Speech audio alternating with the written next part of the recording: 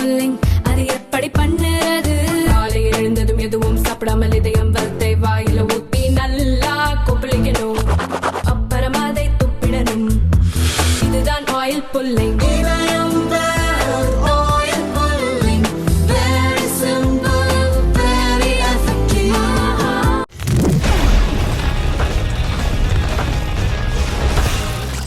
பொதுத் தேர்வு எழுதவுள்ள மாணவர்களை ஊக்குவிக்கும் வகையில் ஆண்டுதோறும் பிரதமர் மோடி மாணவர்களுடன் உரையாடி வருகிறார்.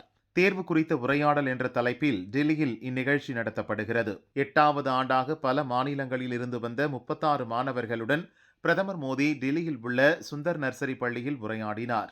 நிகழ்ச்சியில் மாணவர்களின் கேள்விகளுக்கு மோடி பதிலளித்தார். சத்தான உணவு, சூரிய குளியல் முதலானவை குறித்து மாணவர்களுக்கு அவர் அறிவுறுத்தினார். எந்த நேரத்தில் எதை சாப்பிட வேண்டும், ஏன் சாப்பிட வேண்டும், எப்படி சாப்பிட வேண்டும் என்பதை பொறுத்து உடலின் வளர்ச்சி அமையும். நோயின்றி இருப்பதால் ஆரோக்கியமாக இருக்கிறோம் என்பது பொருள் ஆகாது. நல்ல தூக்கமும் சத்தான உணவை பொறுத்தே உடல் ஆரோக்கியம் அமையும். மருத்துவ அறிவியலும் தூக்கத்துக்கு முக்கியத்துவம் கொடுக்கிறது. பொதுவாக தேர்வுகளில் நல்ல மதிப்பெண் எடுக்கவில்லை என்றால் அவனுடைய வாழ்க்கை முடிந்துவிட்டது என்ற தவறான எண்ணம் இருக்கிறது. குறைந்த மதிப்பெண் எடுத்தவர்களுக்கு இந்த சமூகம் மன உளைச்சலை தருகிறது.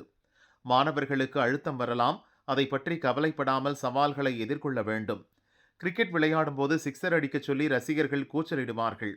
ஆனால் மட்டையை பிடித்து விளையாடும் வீரன் பந்தின் மீது மட்டுமே கவனமாக இருப்பான்.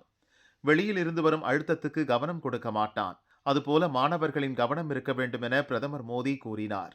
நீங்கள் பல தலைவர்களால் ஈர்க்கப்பட்டு இருப்பீர்கள். ஒரு தலைவருக்கான தகுதிகள் என்ன என்பதை பகிர்ந்து கொள்ள முடியுமா என ஒரு மாணவர் பிரதமரை கேட்டார்.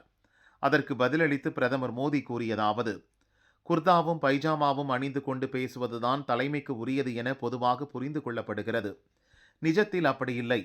மற்றவர்களுக்கு எடுத்துக்காட்டாக உதவி செய்பவனாக தலைவன் இருக்க வேண்டும். மரியாதை வேண்டும் என கேட்டு பெறக்கூடாது. கட்டளையிடும் அளவுக்கு செயல்பாடு இருந்தால் மரியாதை தானாக வரும். தலைவன் ஒன்றாக சேர்ந்து உழைக்க வேண்டும். பொறுமையும் மிக முக்கியம் என அந்த மாணவனுக்கு பிரதமர் பதில் தந்தார்.